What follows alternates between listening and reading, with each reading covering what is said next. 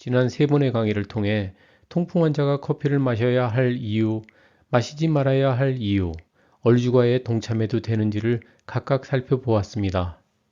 이번 강의는 최종 마무리로 통풍 환자가 커피를 마신다면 언제, 어떤 방식으로 몇 잔을 마셔야 하는지 알아보면서 커피에 관련된 4편의 강의를 모두 마치겠습니다.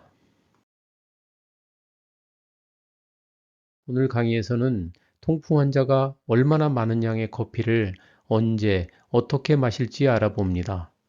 먼저 통풍 환자가 커피를 하루에 몇 잔을 마셔야 하는지, 언제 마시는 것이 통풍에 가장 좋은지, 어떤 방식으로 마시는 것이 가장 효과적인지를 살펴보겠습니다. 커피의 카페인은 요산 생성을 억제하는 작용이 있어서 많이 마실수록 통풍에 도움이 된다고 생각할 수 있습니다.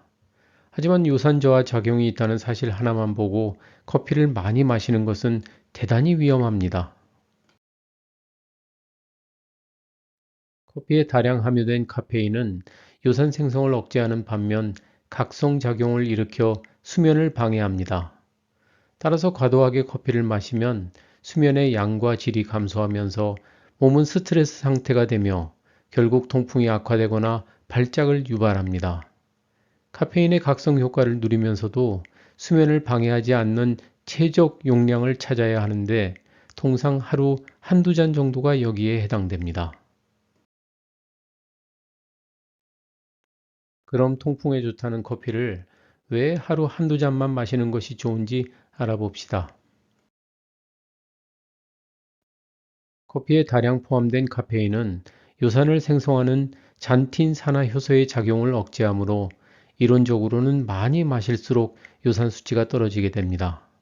카페인은 요산 생성 억제제로 흔히 쓰이는 알로퓨리놀이나 페북소스탄과 같은 역할을 하는 셈입니다. 실제로 하루 5잔을 마시는 사람은 한 잔을 마실 때보다 요산 수치가 낮다고 합니다. 만약 카페인을 아무리 많이 섭취해도 부작용이 없었다면 통풍 환자는 대용량 커피를 들고 다니면서 물처럼 수시로 마시라고 했겠죠. 앞선 강의에서 보았듯이 카페인은 수많은 질환의 증상을 악화시키거나 심지어 유발할 수도 있으므로 함부로 양을 늘려서는 안 됩니다. 통풍 환자는 다른 질환을 함께 가지고 있는 경우가 많으므로 커피의 양을 늘리는 데 있어 특히 주의를 기울여야 합니다. 사람마다 카페인에 반응하는 정도는 큰 차이가 나지만 통상 3잔 이상 마실 경우 불안장애나 심박수 증가 등의 증상이 나타나며 특히 수면장애의 부작용이 심각하게 생길 수 있습니다. 과도한 카페인은 체내 심박수를 증가시켜 흥분 상태를 만들고 수면 유도 작용을 하는 아데노신 수용체의 작용을 억제하여 불면증을 유발하는 것으로 알려져 있습니다. 잠을 제대로 푹 자지 못할 경우 몸은 스트레스 상태가 되면서 통풍 발작의 가능성이 크게 증가합니다. 커피는 많이 마실수록 카페인에 대한 민감도가 떨어지면서 동일한 효과를 얻기 위해 섭취량을 점점 늘리게 됩니다. 참고로 의존이라 하면 동일한 효과를 얻기 위해 섭취량을 점점 증가시키지만 원하면 사용을 중단할 수 있는 상태입니다. 반면 중독은 섭취량이 계속 증가하고 습관적으로 계속 찾게 되며 신체와 정신을 파괴하더라도 스스로의 힘으로 중단하기 힘든 상태를 의미합니다. 따라서 카페인 의존은 있어도 카페인 중독이라는 말은 맞지 않습니다. 자신은 카페인에 강하기 때문에 커피를 아무리 늦은 시간에 마셔도 아무런 영향이 없다고 주장하는 사람이 있습니다. 하지만 조사 결과 총 수면 시간에 큰 변화는 없었지만 깊은 잠을 자지 못하거나 자신도 모르게 자주 깨는 등 수면의 질과 양이 크게 떨어진 것으로 나타났습니다. 따라서 하루에 4잔 이상 커피를 마시고 있다면 한두 잔 정도로 줄이는 것이 바람직합니다. 가령 하루 5잔을 마시고 있던 사람이 갑자기 한두 잔으로 줄일 경우 통풍 발작의 가능성이 크게 증가합니다. 카페인은 요산 생성을 억제하고 있는데 카페인의 양이 급격히 감소하면 요산이 증가하면서 발작이 나타날 수 있습니다. 따라서 첫 일주일은 한두 번 정도 하루 4잔을 마시고 그 다음 주는 4잔을 마시는 날을 좀 더 늘린 후 몇 주 후에는 매일 하루 4잔을 마시는 식으로 마시는 양을 서서히 줄여 나갑니다.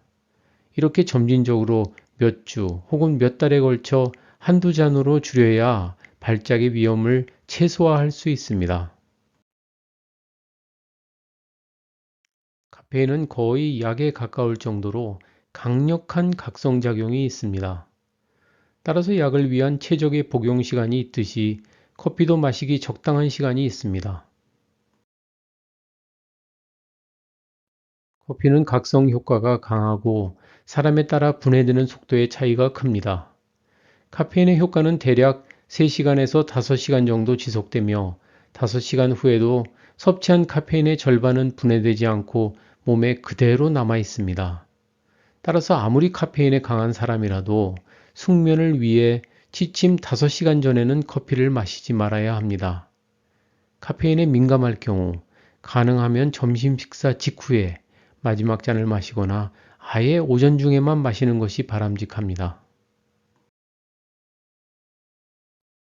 그럼 언제 커피를 마셔야 할지 정리를 해보겠습니다.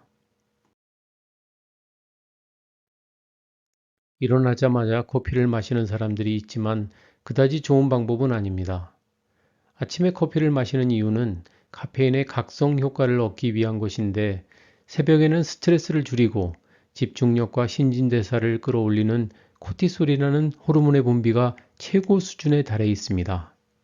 각성 효과가 강력한 코티솔이 이미 풍부하게 분비되어 있는 상태인데 또다시 커피를 마시는 것은 정신을 차리는 데 큰 도움이 되지 않을 뿐만 아니라 몸을 지나친 흥분 상태로 빠지게 하여 빠르게 에너지를 고갈시킵니다. 피로를 쫓으려 아침 기상 커피를 마셨는데 몸은 더욱 심한 피로감을 느끼게 됩니다. 오히려 기상 후 3시간쯤 지나 코티솔의 효과가 서서히 감소하기 시작할 때, 즉 대부분의 직장인이 회사에 출근하여 일을 막 시작하는 시점에 첫 잔을 마시는 것이 좋습니다. 아무리 카페인에 강한 체질이라고 해도 어떤 식으로든 수면에 영향을 미칩니다. 따라서 마지막 잔은 최대한 이른 시각에 마시는 것이 바람직합니다. 커피를 마시는 방법도 중요합니다. 마시는 방법에 따라 커피의 효과가 더 커질 수도 오히려 더 나쁜 영향을 미칠 수도 있습니다. 커피에는 수천 종의 다양한 화학 성분을 포함하고 있습니다. 그중 카페스톨이라는 성분은 콜레스테롤 합성을 폭발적으로 증가시킵니다. 따라서 통풍과 함께 이상 지질 혈증이 있는 경우 카페스톨을 제거할 수 있는 핸드 드립 방식이나 제조 과정에서 카페스톨이 제거되는 인스턴트 커피를 마시기 바랍니다. 또 설탕이나 크림 혹은 아이스 커피에 시럽을 넣을 경우 요산 수치가 폭증하므로 반드시 피해야 합니다. 대신 시나몬이나 코코아 가루를 뿌리거나 산성식품인 우유 대신 유기농 두유나 오트유, 아몬드유를 첨가하는 것이 좋습니다. 커피를 마셨으면 됐지 마신 후에 무엇을 더 해야 하는지 의아해 할 수 있습니다. 카페인은 이뇨작용을 하여 탈수를 일으킵니다. 수분이 감소하면 요산 농도가 증가하면서 통풍이 악화되거나 발작이 쉽게 일어납니다. 커피 100ml를 마시면 수분 150ml가 빠져나갑니다. 따라서 커피 한 잔을 마셨다면 최소 그 이상의 수분을 충분히 보충해 주어야 발작을 피할 수 있습니다.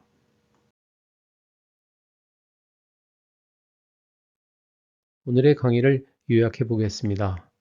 커피는 많이 마실 경우 불면증 등을 유발하기 때문에 하루 한두 잔 정도로 그치는 것이 좋습니다. 커피의 카페인은 수면의 질과 양에 영향을 미치므로 가능하면 오전 중에 다 마시는 것이 좋고 늦어도 점심 식사 직후에 마지막 잔을 마시는 것이 바람직합니다. 커피는 콜레스테롤을 급격히 올리는 성분이 있으므로 이상 지질 혈증 등이 있을 때는 정제 방식을 달리해야 하며 설탕이나 시럽 우유 대신 시나몬이나 코코아, 유기농 두유를 쓰는 것이 좋습니다.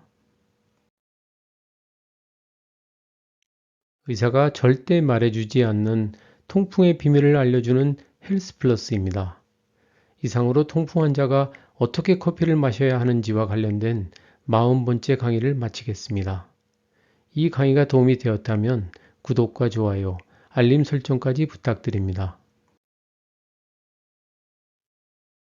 그리고 시간이 나신다면 통풍 극복을 위한 다양하고 풍부한 정보가 들어있는 저희 통풍 전용 웹사이트를 방문하셔서 많은 정보를 얻으시기 바랍니다.